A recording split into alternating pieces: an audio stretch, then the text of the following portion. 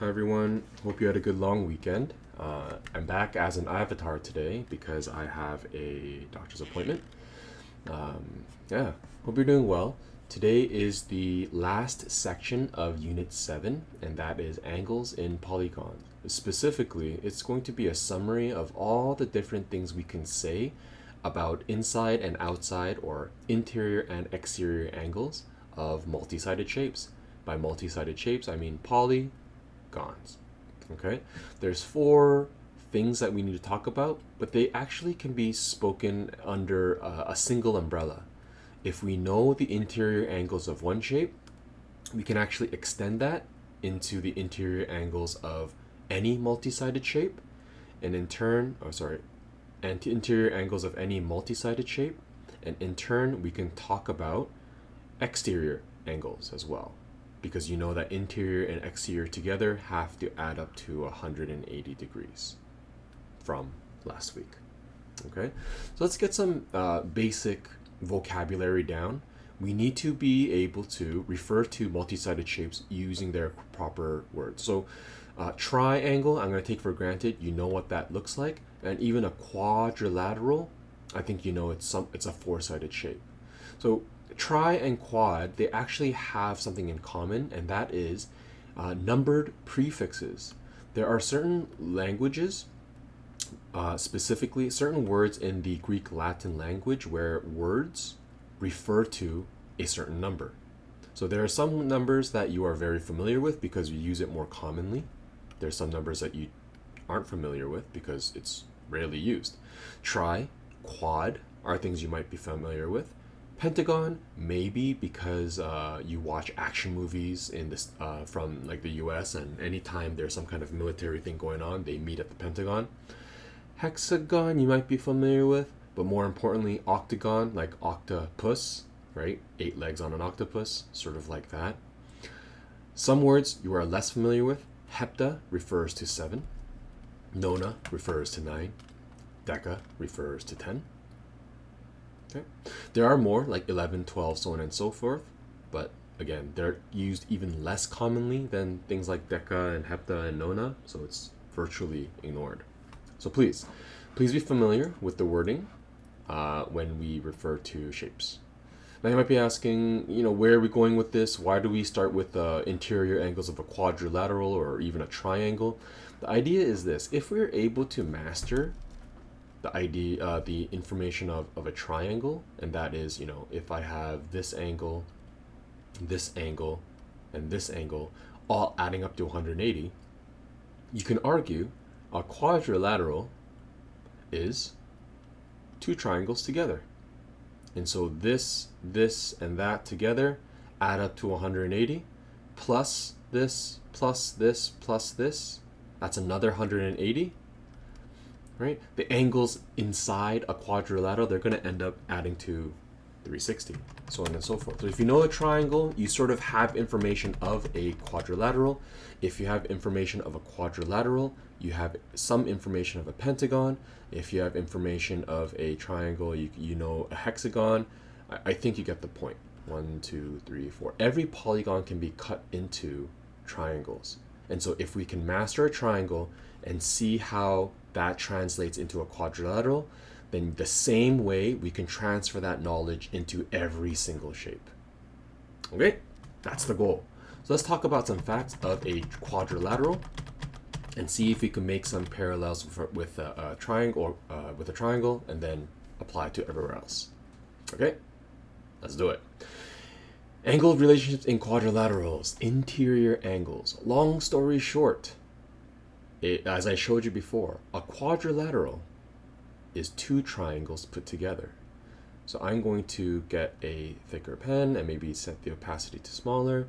The angle here with the angle here and the angle here add up to 180 at the top, right? And then on the same side, we have, I want red, okay? The second triangle, the lower portion of this corner and the lower portion of that corner plus this large angle here should add up to 180. So the blues add up to 180, 1, 2, 3, and the reds, 1, 2, 3. All of them together should add up to 360. So you can say triangles are 180, quadrilaterals are 2 times the triangle's interior angles. It is going to be 360. Always. That's it. So there's the logic behind it. What we can do mathematically, well, let me try to demonstrate. Going back to my normal pen. Find the measures of the unknown angle in the following quadrilateral. So there's a couple of ways we can write this. I recommend you don't do any, mental business and show me all this weird arrows going everywhere like some of you do on a test. Write it out. A total of 360 degrees is going to be created if I add the 95, the 56, the 98 with the x. 95, 56, 98, and the x. All that's left is to get x all alone. How do I get x all alone? Well, to get rid of everything else, remember that finger method, right? Cover with your finger and you realize all of this has to go. X is going to equal 360, the minus all of these other angles. X is going to be, oh gosh, I can't do that in my head. Give me a second. If you want to follow along, you can, just to make sure I'm not doing anything wrong. But since this is a video and you can watch it again and again, I'm just going to keep pushing. 111 degrees. This looks a little bit larger than a 90-degree angle, so I think it makes sense. But know that drawings are never to scale, so you never know. Okay? Don't take the diagrams for granted. That's it. So I'm not going to go through the practice. I think you can do it. This is a very good model of finding the unknown angle if I have a 1, 2, 3, 4-sided shape. So try that out. On the flip side, interestingly enough, if I take a look at the exterior angles of a 4-sided shape, it does the same thing. It actually adds to 360. So consider this. An exterior angle, if you remember, is taking one side and extending it. Taking one side and extending it. And extending it. Oops. And extending it. And extending it. If you do that, because I know all of this adds to 180, they are supplementary. You can figure out this outside angle by taking 180 and subtracting with the interior. So in this case, 180 minus 104, you would get 76. 180 minus 68, you would get 112, so on and so forth. So in this case, here, find the measure of the unknown exterior angles. Well, okay. I don't know what these angles are. However, I do have 105 here, 50 here, 88 here, and something there. But based on what we just said, these 4 outside angles are supposed to add to 360. Let's do this properly. So this angle on the outside, this angle on the outside, this angle on the outside, and this angle on the outside. Notice how I am sort of going in the same rotation as if it was like a windmill, okay? But doesn't have to, because it's all going to be the same. As long as you extend one of the sides and add it up, we're good. All right, so here we go. Once again, 360 is my total, and that's going to be 105 plus 50 plus 88 plus the unknown angle y. So y would be 360 minus all of this. So 360 minus 105 minus 50 minus 88, 117, and done. And that's it. We just got to be comfortable with it.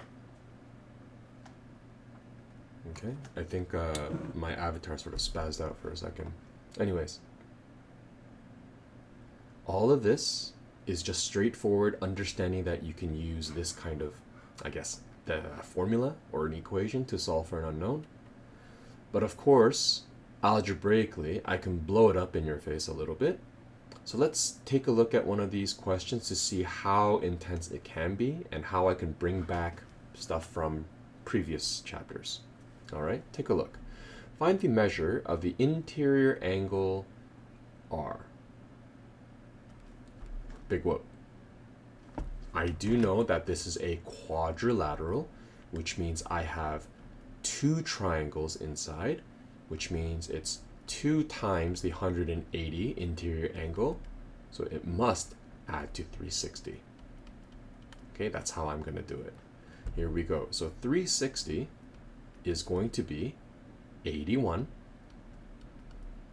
I'll put it in brackets, plus 86, plus, this is 31x plus 1,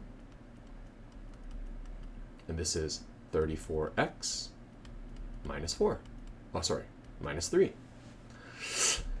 Distributive property, the brackets can go, because every number in front of the bracket is a 1, so 1 times anything is itself. Lucky us. And once the brackets are removed by distributive property, I can group like terms. I have an x term here, I have an x term here, and all the other numbers are just regular. And so they will group and the green highlighted ones will group. This becomes 65x, and this becomes 167, 170, 171. And remember, the left side is still 360. Okay, once again, finger method, right? Cover the term that you need isolated, get rid of everything on the outside. Subtract 171, 360 minus 171. It gives you 189 equals 65x. Oh goodness. Sorry, I shouldn't even have done that. I don't need to find x, but since I'm here, let's do it anyways. And x becomes 189 divided by 65. X is approximately 2.91. Now, sorry about that. I realized that all we had to do was find the angle 31x plus 1. Actually, I guess I do need to do that. I must be out of my mind. We're on the right track. Now that we have x, I know what angle r can be. Angle r is 31 times this answer plus 1. So I'm going to do 31 times 2.91 plus 1. It gives me approximately 91.21 degrees. So I'm just going to say it's approximately 91 degrees. There it is. Okay, so long story short, if you have a question where the angle is not on its own, like it's not just an x or a y or just a single variable, but it gives it to you as an expression, your best bet is to still use the knowledge you know to identify the variable itself and then plug it back in. So I'm going to say sub in to your expression for the angle r. Use this as a template to try number 2 and number 3. I hope you find it pleasantly straightforward and pleasantly easy. Now, for a message for the substitute, if the students need a little bit more time to copy this down, please pause the video or any of the parts on top. which isn't much. Okay. And when the students are ready, I'd like to move on. And so I'm going to assume you're going to pause. And yeah, let's get to it now.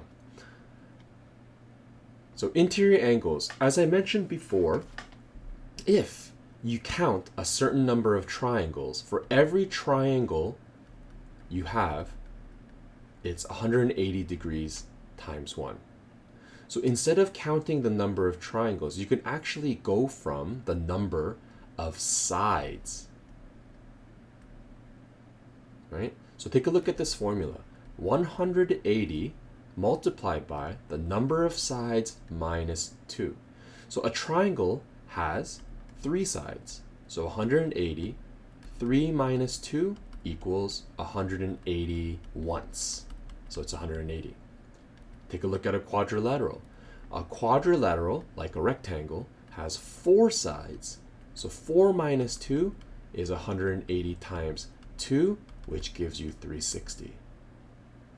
So in the sense, calculate the sum of the interior angles.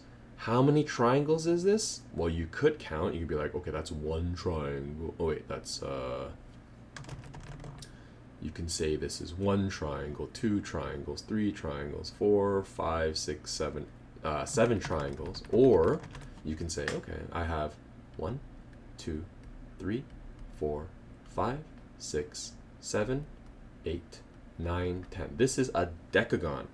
Since I have 10 sides, n equals 10, and the sum of interior angle will be 180 times the number of sides minus 2.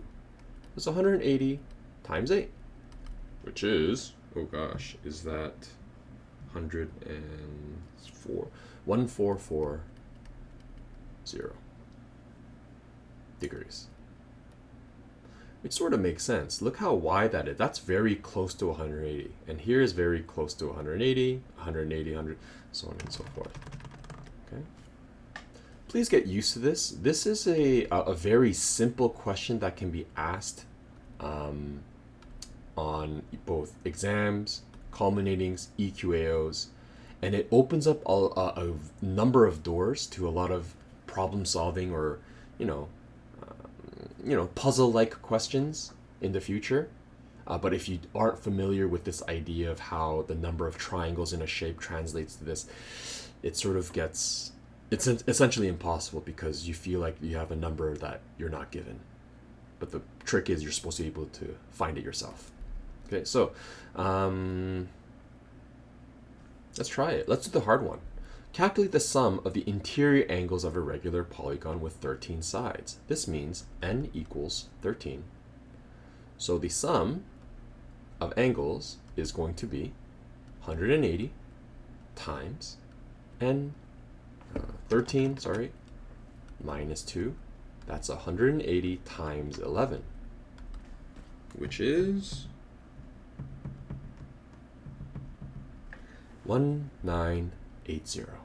1980 degrees. So what is the measure of each interior angle? Well, 1980 is for 13 sides.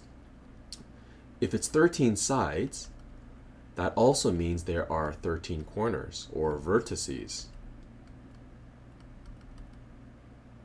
So 1980 is shared amongst 13 corners. So let's do it. 1980 divided by 13 gives you the number of the angle per one corner. This is where your ratios come in. I hope you see where I'm using all of this. It wasn't just a waste of your time. 1980 divided by 13 means approximately 152.3 degrees per corner for each. Okay. For number 2, for number 1A and also for number 2, it's virtually the exact same thing, But notice the difference between 1 and 2. For number 1, I ask you to find the sum of the angles first. But for number 2, I immediately say, hey, what's the measure of each interior angle? That means you have to find the sum first. Find sum of the angles first, which means I have 180 times a regular octagon, 8 minus 2. So all of these things shouldn't stop you or shouldn't make you hesitate. All the information is there. It's just a matter of practice and getting used to these kinds of questions. You'll see this happen quite often.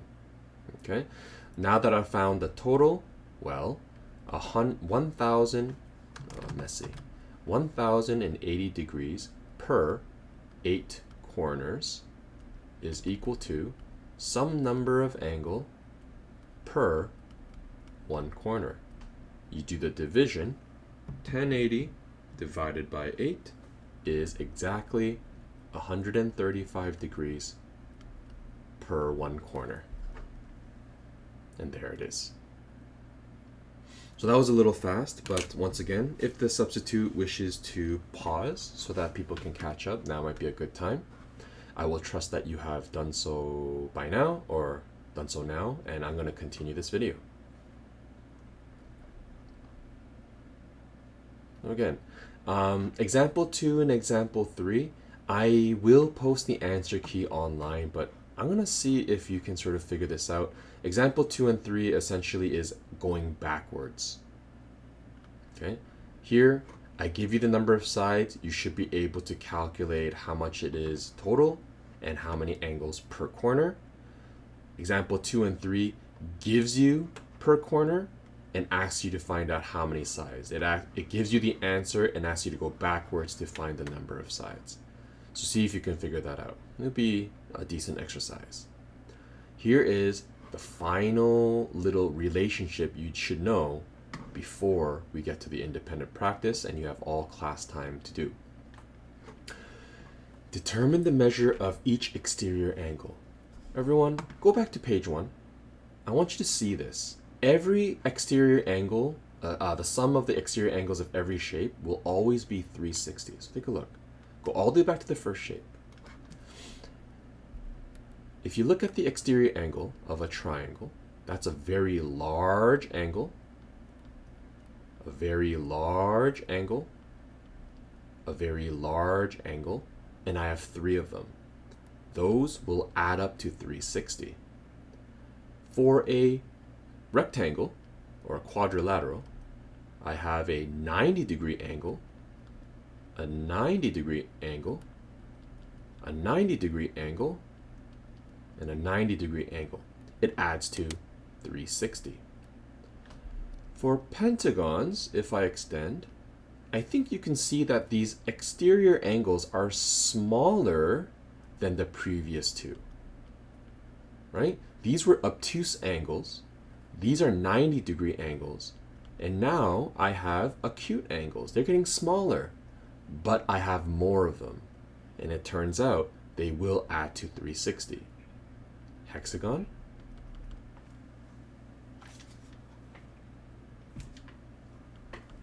The angles are even smaller, but I have 6 of them. They add to 360. And as I continue to progress in the number of sides, the exterior angles become smaller, smaller, smaller, smaller. I think you get the point. Can you imagine if you have a 20-sided shape or something, how small the angles will get? Now fast forward all the way to the last page again. This is something we observe for every polygon. So edged shapes, every single edged shape, when you look at the outside exterior angles, they will all add to 360. Every single time. It's wild. So here's a question that I can ask straight off the bat. If every single angle here adds together as 360, what is the measure of each exterior angle? So once again, the total angle is 360 degrees for how many sided shape? 11-sided shape, which means there are 11 angles here. 1, 2, 3, 4, 5, 6, 7, 8, 9, 10, 11. I'm going to say 11 sides. That means I can find the number, the angle number, angle value for one side.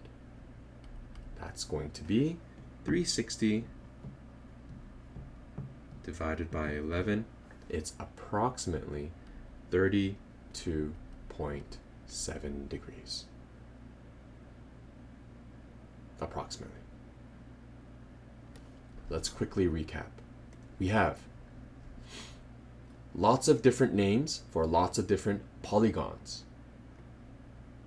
The sum of the interior angles will always be related to the number of sides that we have by this formula. Super important. Okay. With that said, the exterior angle then, by proxy, you would think that it continues to grow, but that's not true. The exterior angles always add to 360. The interior angles depend on how many sides we have. That's a summary. You might be asking, why did we not cover this too? It's the same stuff. If you understand this and that, you've covered the first two already. Okay? In short, this was specifically for four-sided and four-sided, but now we can use as an extension many-sided and many-sided. Okay? Please review. The concept itself is very simple, but the kinds of questions I can ask, it really does sort of blow up in your face a bit. So do your best with that. Come tomorrow, that's Wednesday, with as many questions as you can. We'll do a review, and then come Thursday, we have our Unit 7 test. Use this class time also to start making your study notes, because this is the last lesson of the unit, and I'll see you tomorrow.